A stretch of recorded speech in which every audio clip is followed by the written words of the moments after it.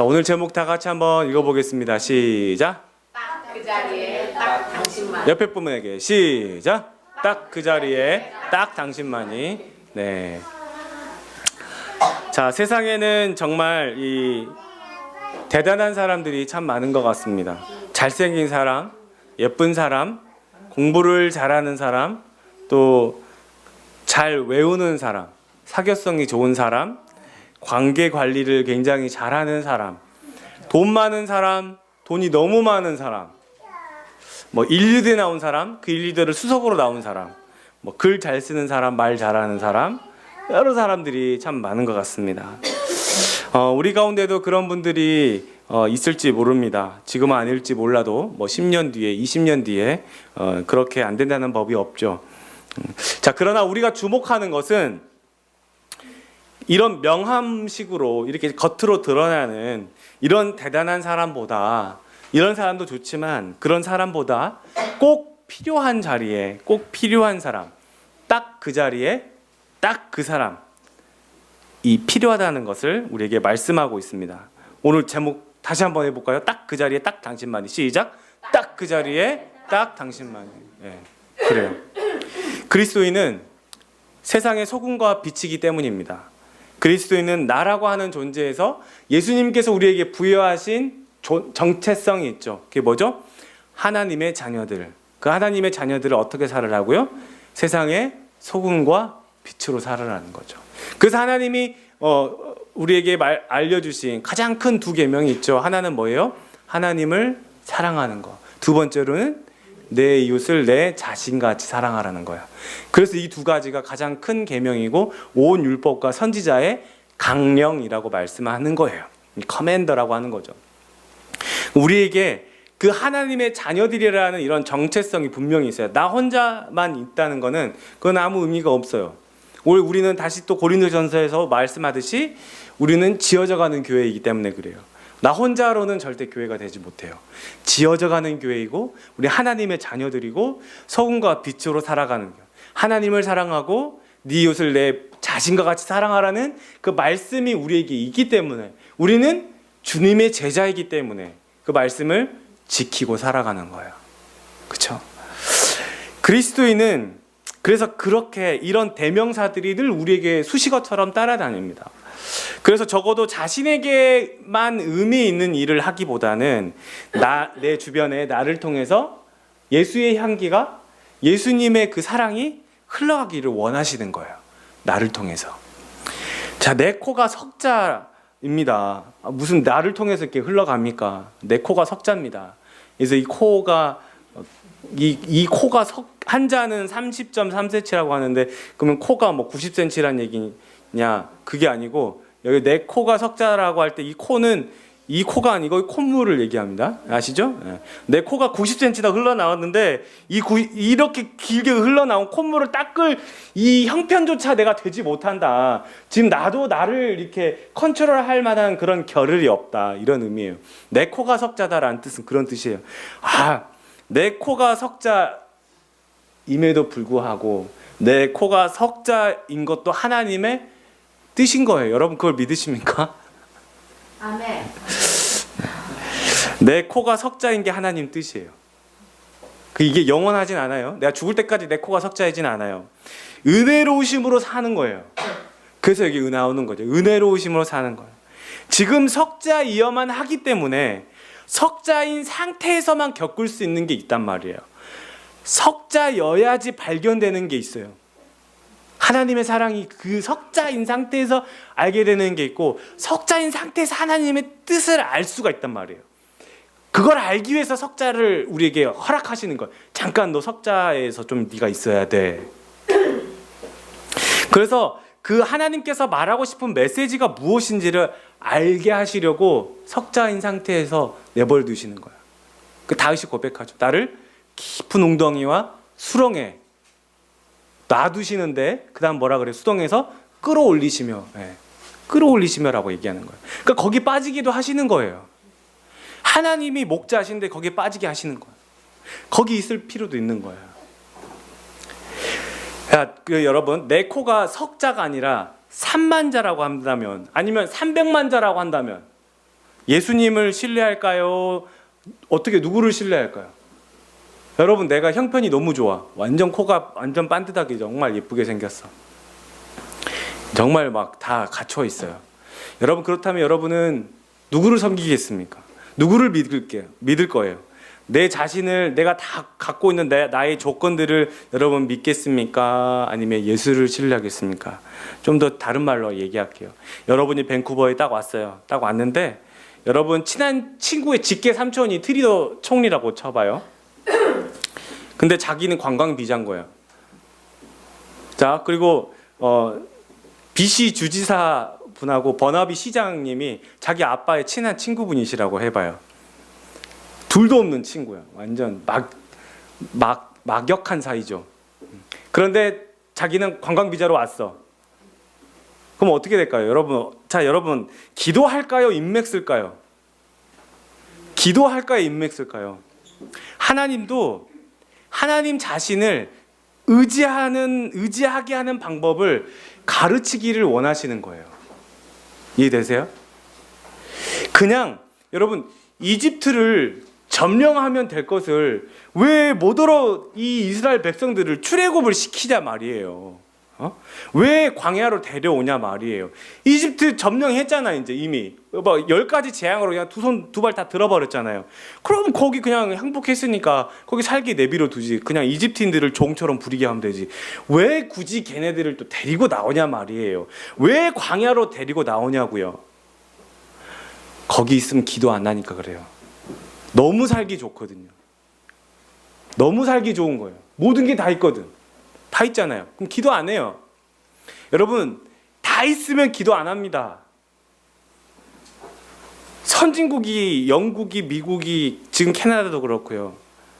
한때는 정말 대부흥을 이뤘던 정말 놀라운 기독교 국가였어요. 지금 보세요. 그렇게 살아갑니까? 아니에요. 그렇게 안 살아요. 왜요? 너무 잘 사니까. 너무 풍족해서. 너무 많으니까. 기도 안 해도 산다 이거죠. 기도 안 해도 난 너무 잘 살아. 하나님 없어도 될 것 같습니다. 하는 거예요. 내 코가 석자인 것은 하나님이 나에게 친히 베풀어 주시는 은혜이기도 합니다. 지금 여러분 조금 어렵습니까? 지금 여러분 좀 고민이 생겼어요? 지금 여러분 뭔가를 하려고 하는데 굉장히 난감해하는 그런 상황에 처했습니까? 주님을 붙들으라는 하나님의 사인이에요. 의도된 사인이고 의도된 타이밍이에요. 때가 찼어. 성경에 항상 많이 나오죠. 때가 찼다고. 때가 되어서. 때가 된 거예요. 여러분, 기도하게 만들 상황에 여러분이 그렇게 처해 있다고 가정해 봅시다. 내 코가 석자가 돼버렸어요. 너무 힘들어요. 그러면 그 사람은 하나님께 벌 받은 겁니까? 내 친구들 너무 다 잘 나가는데 나는 너무 힘들고 나는 너무 안 된 것 같고 나만 너무 망해가는 것 같고 나의 기도는 안 들어주는 것 같고 쟤네들은 막 다 잘 되는 것 같은데 나만 자꾸 이렇게 막 뒷걸음질 치는 것 같고. 그리고 그 사람은 하나님께 벌 받은 거예요? 하나님이 그 사람이 미워서 기도할 이 상황으로 만들어 가시는 겁니까? 여러분, 어떤 상황인지 무슨 얘기인지 아시겠죠? 하나님이 이 사람을 더 사랑하니까 그 코를 석자되게 만드시는 거예요. 더 사랑하세요. 더 각별히 인도하시는 거예요. 하나님을 믿지 않아도 잘 사는 사람 참 많거든요. 근데 우리가 비교하는 거는 저 사람이 어떻게 사느냐, 저 친구가 얼마나 잘 사느냐로 우리를 비교하는 거예요. 그래서 못 살면 나는 하나님한테 은혜를 못 받고 하나님이 나와 함께 하지 않는다, 뭐 이런 식으로 우리는 생각을 하는 거죠. 여러분, 하나님이 나에게 푸른 초장과 쉴만한 물가를 인도하시는 것도 은혜지만 깊은 수렁에 내가 빠졌을 때 잠시 내버려 두는 것도 하나님의 큰 은혜예요. 빠졌으니까 더 위급하니까 하나님이 더 보실 거예요. 더 눈동자처럼 더 지켜보고 계시는 거예요. 그 기가 막힌 사랑이에요. 그건 반드시 하나님이 꺼내주세요. 꺼내주시고 하나님이 씻겨주시고 그 돌아온 탕자처럼 말이에요. 옷을 다 바꿔주시고 발에 신발을 바꿔주시고 손에 가락지를 끼워주시고 살찐 송아지를 잡아서 잔치를 베풀어 주시는 그런 사람은 하나님이 끌어주시고 하나님이 놀라운 은혜를 더 베풀어 주세요. 그런 걸 기대하면서 하나님 어디서든지 내가 하나님을 신뢰하겠습니다. 아, 내가 지금 빠졌나요? 아, 정말 죽을 것 숨도 못 쉬겠습니다. 이 꼬랑창에 내가 빠졌네요. 그렇다면 나를 꺼내주실 하나님도 내가 기대하는 거예요. 그게 믿음이죠. 그게 믿음이죠. 현실을 막 이렇게 비판하면서 불평하면서 그렇게 하는 게 아니고, 하나님이 이렇게 말씀하실 것 같아요. 야, 이제 너 중학생이 됐는데 3발 자전거는 버리고 이제 2발 자전거를 타야 되지 않겠니? 아, 좀 빨리 좀 달려야지. 그래야 좀 멀리도 가고 자전거로 여행도 가지. 야, 얘야, 내가 널 위해서 210단짜리 자전거, 기아 달린 자전거 내가 준비해놨단 말이야. 아, 3발 자전거가 안정감이 있어. 아, 그래서 못 버려. 아, 3발 자전거는 뒤에서 누가 밀어줄 수 있어. 중학생인데. 그럼 어떻게 해요, 여러분? 어떻게 해야겠어요? 아빠가 3발 자전거 처분해야겠죠. 처분해야 되는 거예요. 여러분, 하나님 뜻대로 살게 하신다는 의미가 뭡니까? 적어도 나의 소원보다 더 가치 있고 의미 있고 흥미롭고 신나고 즐겁고 매력적인 그런 어떤 나의 취향 저격인 내 삶의 어떤 무엇인가로 나를 인도하실 그 하나님을 믿는 거 아니겠습니까? 어떻게 그럴 수 있어요? 어떻게 그분이 내 취향 저격을 알아요? 그분이 나를 만들었으니까요. 그분이 내 마음에 소원을 주셨으니까요. 내가 뭘 잘해요? 내가 뭘 만들길 굉장히 잘해. 아, 하나님이 나한테 그렇게 잘 만들도록 나를 그렇게 만드셨어요. 그래서 내가 이걸 통해서 뭔가를 하면 굉장히 그 보람을 느끼고 삶의 의미를 느끼는 그런 막 적성을 갖고 있단 말이에요.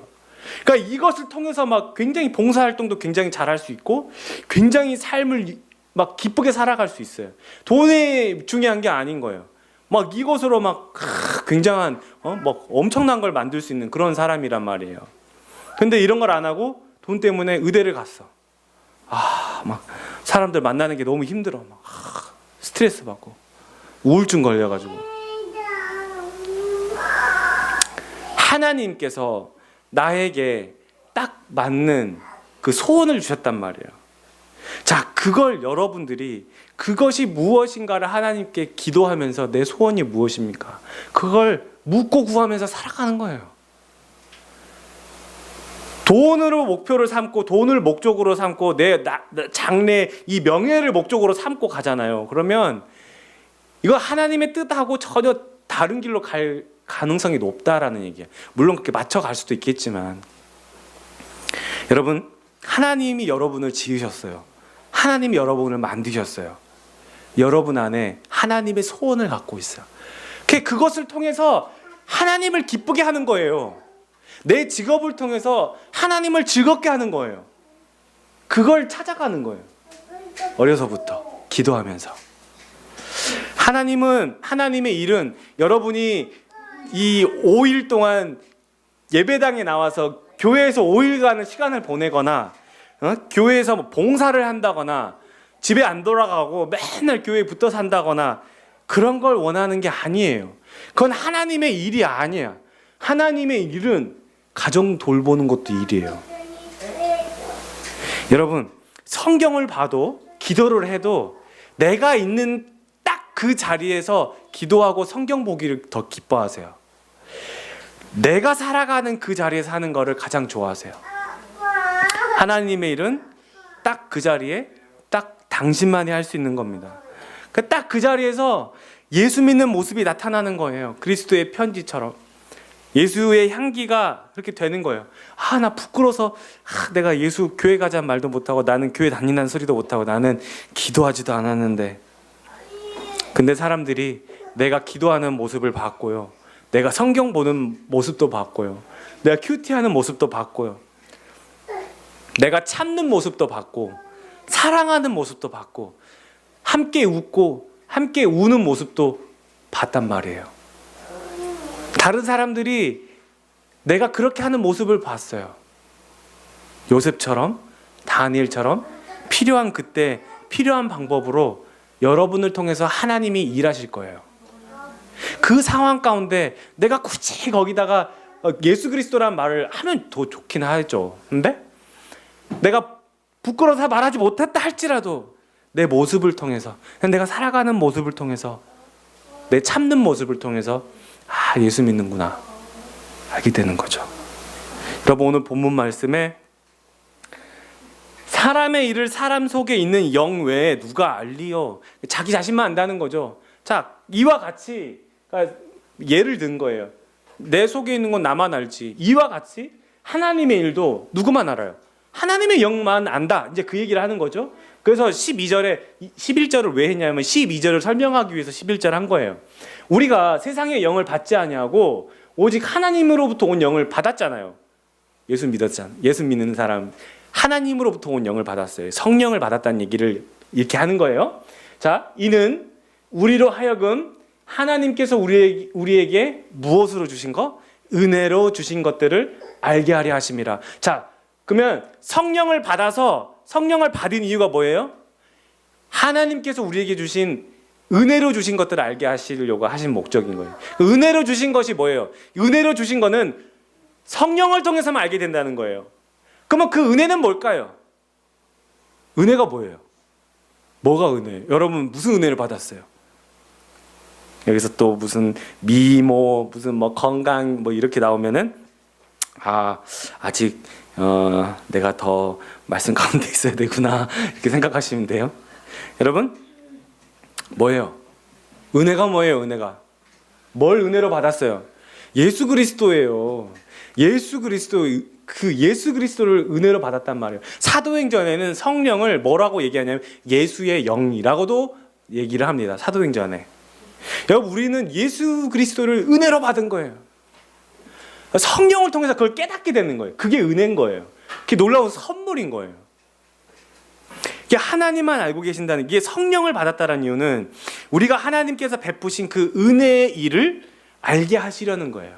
하나님만 알고 계시는 그 비밀을 우리도 알 수 있는 이유, 성령님이 우리 안에 함께 계시고 함께 살고 있기 때문에 그래요. 그래서 때가 되었을 때마다 성령님이 하나님의 일을, 하나님의 계획을 깨닫게 하시는 거예요. 성령을 통해서. 성령이 보혜사의 역할이 뭐라 그랬어요? 요한복음에 생각나게 하시는 거예요. 생각나게. 하나님이 이렇게 하시는 것들을 생각나게 하시고 그 일을 통해서 내게 다시 내가 알았다가도 잊어버린 것들을 다시 깨우쳐 주시는 거예요. 내가 하나님의 속을 꿰뚫어 본다는 얘기가 아니고 하나님의 비밀을 성령께서 허락하시는 그 한도에서 내가 알게 된다는 의미예요. 자, 바로 그런 겁니다. 이게 하나님께서 이 은혜로 주신 것들이 바로 예수 그리스도인데 자신의 독생하신 그 아들을 우리에게 주셨어요. 예수를 통해서 우리가 생명을 얻은 거죠. 이 생명은 이 세상과 전혀 상관없는 생명이 아니고 우리가 예수님 때문에 죽을 뻔했던 내 인생이 다시 살아났잖아요. 제2의 인생이 된 거예요. 거듭난 인생 삶이라고 하잖아요. 이 예수를 은혜로 알게 됐고 은혜로 받게 되었으니 이것이야말로 성령님의 가장 주된 목표이고 지금도 일하고 계시는 성령님의 유일한 목적이기도 합니다. 자, 여러분 그렇게 이 성령으로 충만해지는 현상이 있어요. 이 성령으로 충만해지는 현상, 그게 뭘까요? 예수 그리스도로 만족하게 됩니다. 왜냐하면 예수 그리스도께서 이 성령을 통해서 예수를 은혜로 받았다는 걸 알았잖아요. 예수로 이 성령께서 계속 역사하시는 거예요. 뭘 역사하시는 거예요? 아니, 우리를 배고프지 않게 하시고 따뜻하게 살게 하시고 여러 가지 필요한 것들을 공급하시는 분이긴 하지만 이거 말고 가장 중요한 게 뭐냐는 거예요. 예수 그리스도라니까요. 그죠? 먼저 그의 나라와 그의 의예요. 항상 예수 그리스도인 거예요. 가장 중요한 건 예수 그리스도예요. 내가 가장 큰 선물을 받은 건 뭐예요? 예수 그리스도예요. 무슨 질문을 해도 뭐라고요? 예수 그리스도인 거예요. 예수 그리스도 말고는 더 귀한 것도 없고 더 값진 것도 없어요. 예수 그리스도예요. 그러니까 거기에 만족이 있는 거예요. 그게 만족이라는 거를 내가 그게 만족이구나. 세뇌시키라고 하는 게 아니고 이해한다고 납득한다고 믿음으로 오는 게 아니에요. 이건 성령의 역사한 거예요. 이게 만족해지는구나. 성령의 역사로 만족을 느끼는 거예요. 납득한다고 이해한다고 만족되는 게 아니거든요. 성령에 충만해지면요, 예수로부터 만족을 느끼고요, 예수 그리스도를 신뢰하게 돼요. 그래서 예수 그리스도를 따르게 돼요. 그분을 사랑하게 되는 거죠.